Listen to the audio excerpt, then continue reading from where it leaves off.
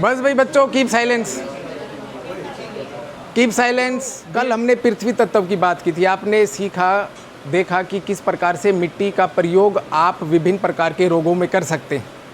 आज हम जानने का प्रयास करेंगे किस प्रकार जो जल चिकित्सा है वो आपके गंभीर से गंभीर रोगों को ठीक करने का एक बहुत सरल और प्राकृतिक तरीका है। छोटे मोटे जो समस्याएं हैं वो तो ठीक होती ही हैं, साथ में जो गंभीर रोग हैं वो भी आप जल चिकित्सा से ठीक कर सकते हैं। सबसे पहले आज हम जानने का प्रयास करेंगे कि कोल्ड वाटर इमर्शन क्या है। बहुत ट्रेंडिंग में है। आपने बहुत सारी वीडियोस रील्स में देखा होगा कि एक बर्फ़ का टब होता है, उसमें जो है एक व्यक्ति बैठ जाता है या लेट जाता है, जैसे भी उसको ठीक लगता है, और कुछ सेकंड्स के लिए, कुछ मिनट्स के लिए उसमें बैठा रहता है, फिर वापस आ जाता है।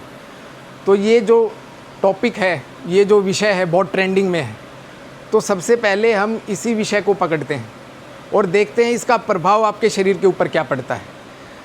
सबसे पहली बात, जब आप बर्फ़ के पानी में जाएं, बर्फ़ के पानी में जाएंगे तो आपका शरीर गर्म होना चाहिए। ये सबसे मुख्य बात है। तभी ये जो ठंडा पानी है वो आपके शरीर के ऊपर प्रभाव करेगा, आपके शरीर को प्रभावित करेगा। ठीक है, कैसे गर्म करोगे? बनियान निकालो एक बार। बनियान निकाल। अरे तू निकाल यार, क्यों टेंशन ले रहा है, निकाल। शाबाश। शर्माने की क्या बात, चिकित्सा चल रही है तेरी। ये देखो, शरीर के ऊपर जितने कम कपड़े होंगे, जो जल चिकित्सा का प्रभाव उतना अधिक होगा। ठीक है, हमारा शरीर 5 तत्वों से मिलकर बना है और ये 5 तत्व ही आपके शरीर को ठीक करेंगे। अभी शरीर को गर्म करना है तो फ्रिक्शन बात करनी है। एक हाथ से दूसरे हाथ को फ्रिक्शन करो, घिसना है, अच्छे से रगड़ना है। इससे क्या होगा कि ब्लड का सर्कुलेशन बढ़ेगा। ऐसी दूसरे हाथ से, ऐसी पेट के ऊपर, छाती के ऊपर अच्छे से घर्षण करना है। ठीक है, ये ड्राई फ्रिक्शन मसाज है। किसी भी प्रकार का ऑयल का इस्तेमाल नहीं किया गया, सिर्फ ड्राई फ्रिक्शन है। अपने शरीर को सूखी मालिश देनी है अपने हाथों से ही। ठीक है, आप सूर्य नमस्कार करने के बाद भी ठंडे पानी में जा सकते हैं, वो भी शरीर को गर्म करेगा, वार्म अप करेगा। और फिर उसके बाद जो है आपका जो ये ठंडा पानी है, ये प्रभाव आपके शरीर पर दोगुना करेगा। ठीक है, कर लिया? अभी चले जाओ बर्फ़ के पानी में।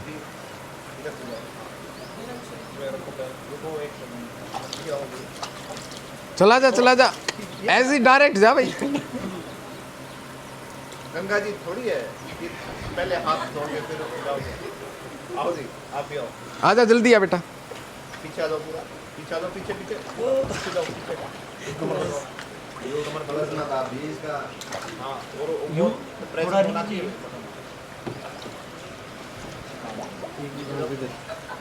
पैर आगे कर, पूरा छाती तक जा। हाँ, बस गर्दन का हिस्सा बाहर रहेगा। बेटा इधर आ। आप एक बार पीछे मोटर ऑन करके आओ। पता है आपको? और ये ऑन है यहीं पे ऐसे ही रखियो सीधा, ऐसे दोनों का आ जाएगा इसमें। हाँ, ऐसे ही। ठीक है, आजा आगे दिखा। ये जो बर्फ़ का पानी है, इसमें कम से कम कितनी देर रुकना है, ये बड़ा ही एक एज ए प्रिकॉशन लेके हमें चलना है, क्योंकि पहली बार ये बर्फ़ के ठंडे पानी में लेटे हुए हैं। तो इसमें कम से कम 1 मिनट से लेकर 3 मिनट तक ही रुकना है, उससे अधिक नहीं रुकना है, क्योंकि हाइपोथर्मिया का खतरा बढ़ जाता है। जितनी देर आप ठंडे पानी में रुकोगे, उतनी देर के बाद आपका जो बॉडी है ना, आपकी बॉडी हीट लूज़ करती है। जैसे ही आप ठंडे पानी में जाएंगे, आपके शरीर में जो गर्माहट है वो कम होगी, आपके बॉडी का टेम्परेचर कम जाएगा, और वो इतना भी कम ना चला जाए जिससे कि हाइपोथर्मिया हो जाए। हाइपोथर्मिया एक मेडिकल इमरजेंसी है जिसमें आपका जो बॉडी का टेम्परेचर है वो सडन डाउन करता है। ठीक है, सडन लैप्स होता है उसमें। और जब आप इस प्रकार से ठंडे पानी में एकदम से जाते हो तो आपका बॉडी का टेम्परेचर एकदम से गिरता है। तो इस बात के प्रति बड़ी ही सावधानी रखनी चाहिए। जिनको हृदय रोग है, ब्लड प्रेशर बढ़ता है, कम होता है, उनको नहीं करना है। हृदय रोग में बिल्कुल भी इस क्रिया का अभ्यास नहीं करना है। आप स्वस्थ हैं, इसका अभ्यास कीजिए। आपका हृदय अच्छे से काम करता है, आपके फेफड़े अच्छे से काम कर रहे हैं। हाँ, अस्थमे की प्रॉब्लम है, उसमें भी इसका प्रयोग नहीं करना है। फाइब्रोमाइल्जिया है, पूरे शरीर में दर्द रहता है, जॉइंट्स में पेन रहता है, उसको भी नहीं करना है। अर्थराइटिस है, उसको भी नहीं करना है। समझे नहीं समझे? ये जो समस्याएं हैं जो मैंने बताई, इन सभी कॉम्प्लिकेशंस में, इन सभी डिजीज़ में ठंडे पानी का प्रयोग नहीं करना है। और एक हार्ट पेशेंट भी अगर सीजन ठंडा हो, जैसे विंटर है सर, उसमें कर सकते हैं अगर आप पहले से करते आ रहे हैं तो। हार्ट पेशेंट भी इसमें ध्यान रखेंगे। हार्ट पेशेंट को बिल्कुल नहीं करना है ठंडे पानी का, वो बताएंगे कैसे उसको फिर कर सकते हैं। ठीक है, आगे लिया बेटा, बर्फ़ दिखा। ये जो बर्फ़ है, ये आपके जो तापमान है ना, बॉडी का जो टेम्परेचर है उसको कम करेगी। और जब तक पानी में रहोगे तो बॉडी का टेम्परेचर कम होता जाएगा, और जितनी देर रहोगे उतनी प्रॉब्लम जो है वो शरीर को देखने को मिलेगी। तो कम से कम 3 से 5 मिनट, इससे ज़्यादा नहीं। जब आप शुरू कर रहे हैं तो धीरे धीरे इसकी जो टाइमिंग्स हैं वो बढ़ानी है। एकदम से 5 मिनट 10 मिनट नहीं करना है, ये बात ध्यान रखनी है। जब आप ठंडे पानी में जाते हैं तो आपका जो नर्वस सिस्टम है, जो आपका इम्यून सिस्टम है, वो एकदम से कार्य करता है। डोपामाइन हार्मोन रिलीज़ होता है। डोपामाइन हार्मोन क्या है? एक फील गुड हार्मोन है। आप जैसे ही ठंडे पानी के अंदर जाएंगे, आपका बॉडी एकदम शॉक करेगा, इम्यून सिस्टम एकदम अलर्ट मोड पर आ जाएगा। ठीक है, जैसे ही इम्यून सिस्टम बूस्ट करेगा, वाइट ब्लड सेल्स जो है वो पूरे शरीर में दौड़ेंगे, एक्टिव हो जाएंगे कि शरीर के ऊपर कुछ हमला हुआ है। जिस प्रकार से जब कोई भी देश दूसरे देश के ऊपर हमला करता है तो वहाँ की सेना अलर्ट हो जाती है ना, ठीक उसी प्रकार से जो वाइट ब्लड सेल्स है ना, वो आपकी शरीर की सेना है, वो अलर्ट मोड पे आ जाती है।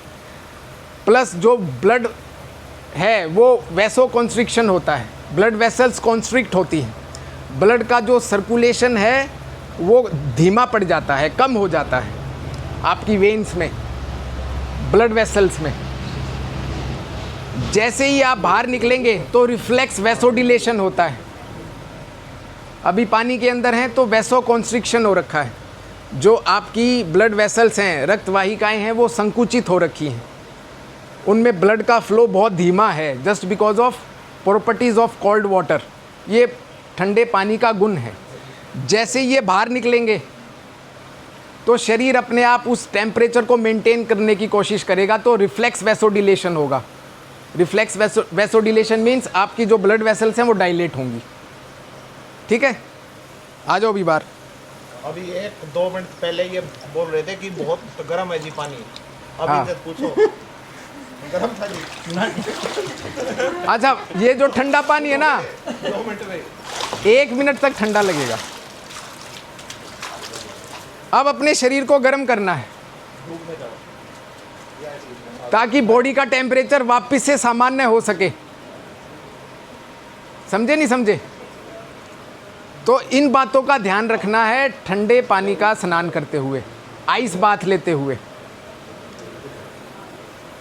ज़्यादातर वो लोग इसको करते हैं जो एथलीट हैं, क्योंकि मसल्स, जब आप वर्कआउट करते हैं, आपने क्रिस्टियानो रोनाल्डो का नाम सुना होगा, दिन में 2 बार आइस बाथ लेते हैं वो, जिस दिन मैच होता है, स्पेशली उस दिन, क्योंकि जो मसल्स वियर टियर होती हैं उनको बड़ी तेज़ी से ये ठीक करता है। जो सेल्स वियर टियर होते हैं वर्कआउट के दौरान, मसल्स को रिपेयर करता है, सेल्स को रिपेयर करता है, और फील गुड हार्मोन्स को रिलीज़ करता है। तो एथलीट के लिए बहुत अच्छा है। साथ में आप अपने आप को स्वस्थ रखना चाहते हैं, अपने आप को यंग रखना चाहते हैं, उनके लिए भी बहुत अच्छा है।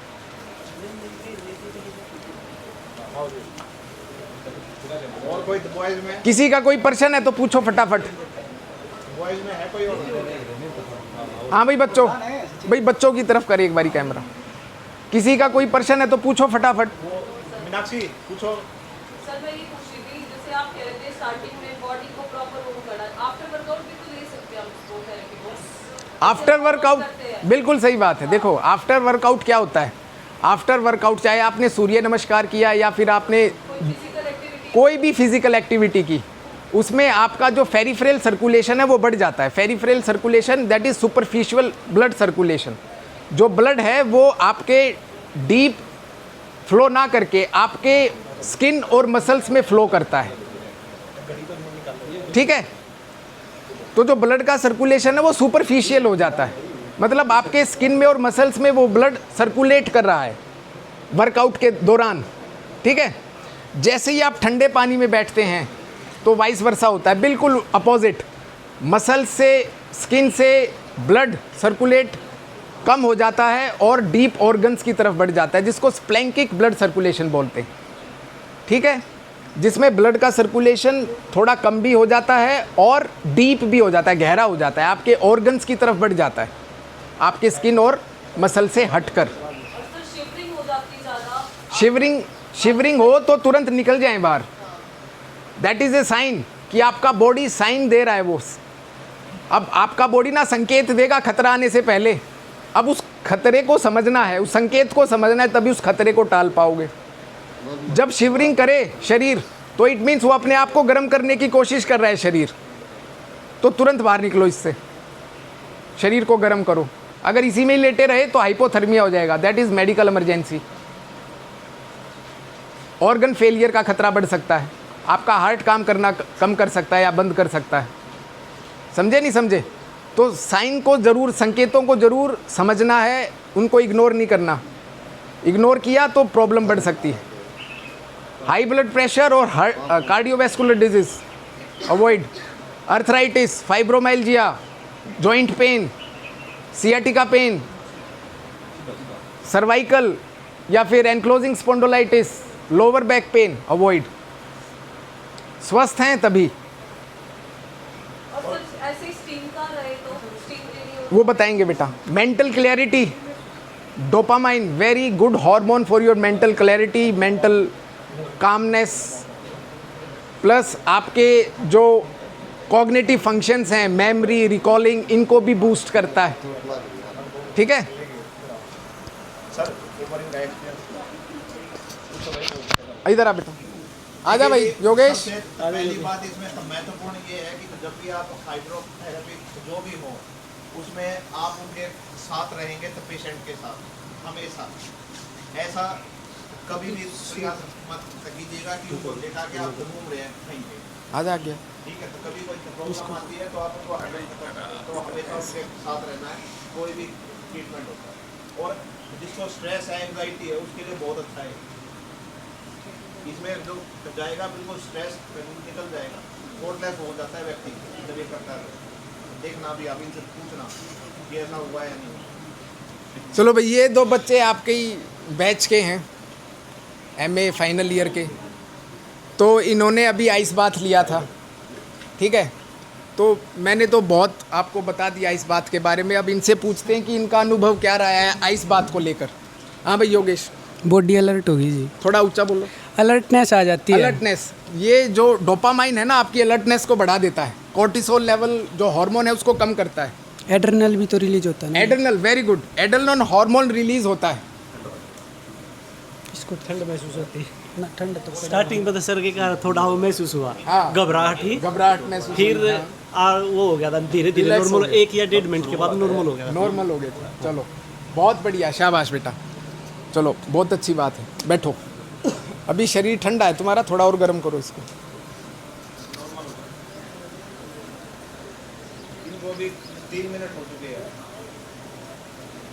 अच्छा, सर्दी खांसी जुकाम की या फिर बुखार की अवस्था में इसको नहीं करना है। आप बिल्कुल स्वस्थ हैं तभी इसका प्रयोग करना है, इस बात का ध्यान रखना है। बॉडी में कोई पेन है, जैसे नी पेन है, सर्वाइकल है, बैक पेन है, तो भी नहीं करना है। नहीं सर, किसी भी प्रकार का पेन है बॉडी के अंदर, जॉइंट पेन, ज्वाइंट पेन में नहीं करेंगे जी कभी भी। देखो पेन भी 2 प्रकार का है बेटा। आपने वर्कआउट किया है, मसल्स की बात कर रहे हैं। हाँ आपने वर्कआउट किया है और उस दौरान अगर कोई मसल ओवर स्ट्रेच हुई है या किसी मसल में स्पाज़म आया है तो इसको किया जा सकता है। मसल्स की वियर टीयरिंग जो माइक्रो वियर टीयर है उसको करता है। लेकिन जो पुरानी समस्याएं हैं जैसे कि अर्थराइटिस, क्रॉनिक अर्थराइटिस, उसमें इसका प्रयोग नहीं करना है। हालांकि इन्फ्लेमेशन को दूर करता है ये, लेकिन क्रॉनिक अर्थराइटिस में नहीं करना है। बॉडी की इन्फ्लेमेशन को दूर करता है, एसिडिक इन्वायरमेंट को दूर करता है, बॉडी की हीटनेस को कम करता है।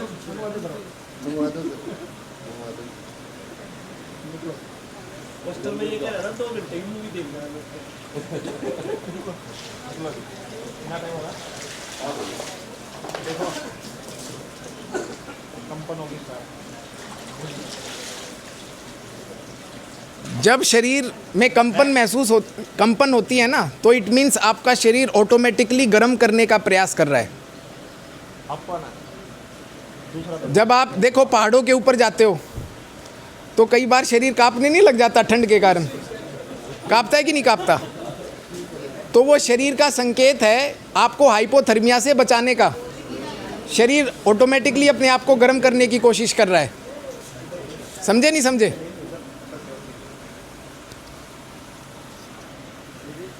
और किसी का कोई प्रश्न?